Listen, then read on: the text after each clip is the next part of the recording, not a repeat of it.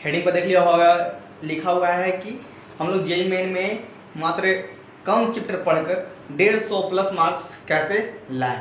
तो आपको हम जो चैप्टर बताते हैं आप लोग वो आसान चैप्टर है, आप लोग उसे जाकर बहुत अच्छे से रिवीजन कीजिए, ठीक ना।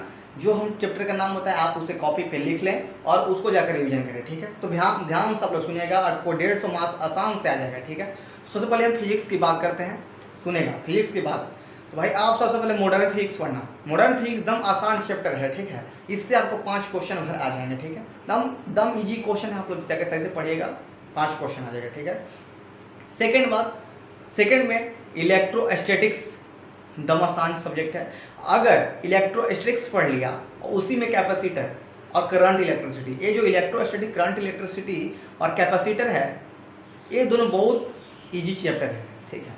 आप लोग इसे ही पढ़ लीजिएगा। और एक मैग्नेटिज्म है, मैग्नेटिज्म में दम सोर्स ऑफ मैग्नेटिक से बहुत आसान सा क्वेश्चन आता है, ऐसी डायमैग्नेटिक इस सब के बारे में पूछता है, आप उसे पढ़ लीजिएगा। यानी कि आपको हम पूरे रूप से बताएं तो आप लोग 12th है ना, 12th को आप पूरा अच्छे से पढ़ लीजिएगा। 12th बहुत आसान है, 11 से ज़्यादा आसान है 12th, ठीक है। 11 थोड़ा भार है, जैसे में रोटेशन में थोड़ा सा लेंदी क्वेश्चन पूछता है और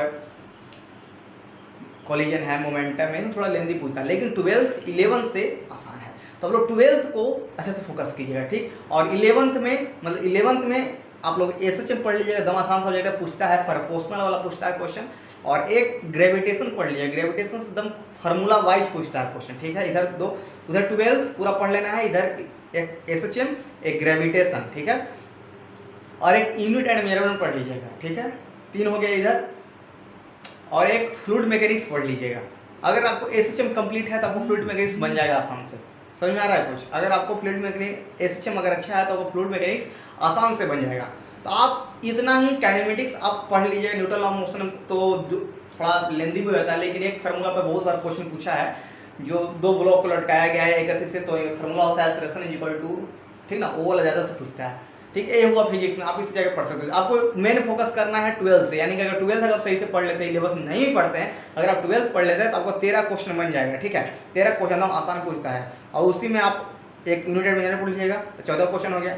एक एसएचएम 15, ग्रेविटेशन 16, फ्लूइड मैकेनिक्स 17, ठीक है।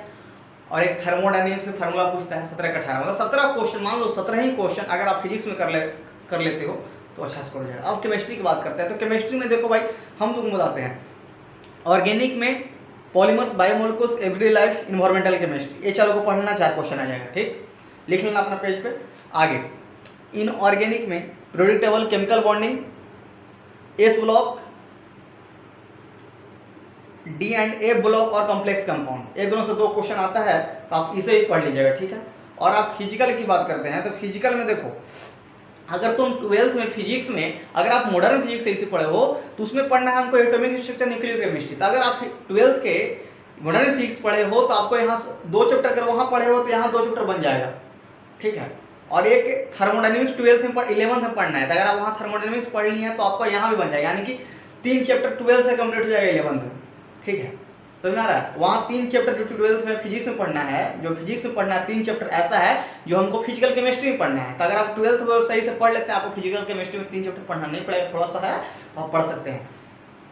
आगे आप ऑर्गेनिक में haloalkane, nomenclature, GOC, isomerism, alcohol, phenol, ether, एक एमीन, ये चारों पढ़ लीजिएगा। अल्डिहाइड कीटोन थोड़ा लेंदी है तो थोड़ा पता नहीं चलता है, हमें भी नहीं बुझाता है। अल्डिहाइड कीटोन से क्वेश्चन थोड़ा लेंदी पूछता है, तो आप लोग हेलोल्केन से पूछता है रिएक्शन फार्मूला वाइज, दूसरा अल्कोहल, फिनोल और एक अमीन, इधर जीओसी, आइसोमेरिज्म और नोमेनक्लेचर से पूछता है। आप नोमेनक्लेचर एकदम ईजी है, आप लोग 10th में पढ़े होंगे, ठीक ना। तो आप इसे इतना कर लीजिएगा।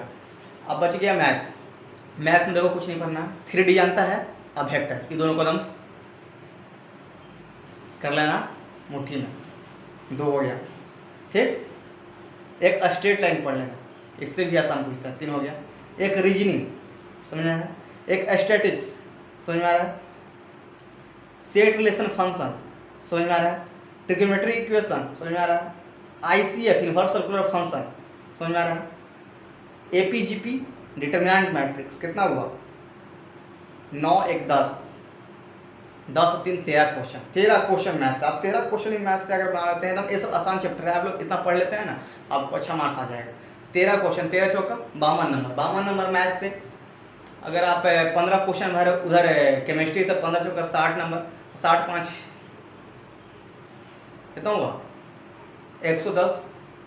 और केमिस्ट्री में अगर आप 60 मान लो कि 60 नंबर के बना लेते हो, तो 110 और 60 कितना होता है 170 नंबर। और मान लो कि इतना हम अगर बनाए हैं, इतना में से मान लो कि 30 नंबर गलत ही हो गया, तो फिर मेरे 140 नंबर आएंगे। समझ में आ रहा है? तभी मेरे 140 नंबर आएंगे जब मेरे 140 नंबर आएंगे। मान लो कि 30 नंबर गलती हो गया, तो 170 में से 3 गया तो 140 नंबर बचेगा। तो 140 मार्क्स, 140 मार्क्स जानते हैं, 140 मार्क्स आपको 95, 96, 97% वो शिफ्ट वाइज के अनुसार है, 97 परसेंटाइल तक आपको आ सकता है, यानी कि आपको कोई एक NIT अच्छा मिल सकता है। 98 परसेंटाइल भी आ जाएगा, वो पेपर के एनालिसिस किया जाएगा कौन सा हार्ड पूछा है कौन में स्लो, ठीक है। तो इसके हिसाब से 98 परसेंटाइल भी आ सकता है, ठीक है। और मन से पढ़िए और प्लीज़ चैनल को सब्सक्राइब करिए। मिलते हैं नेक्स्ट वीडियो में। आप हमें हर जगह नोटिफिकेशन सेंड कीजिए, फेसबुक हो या कहीं भी हो, हम नहीं हैं, ठीक है। मिलते हैं, बेस्ट ऑफ लक।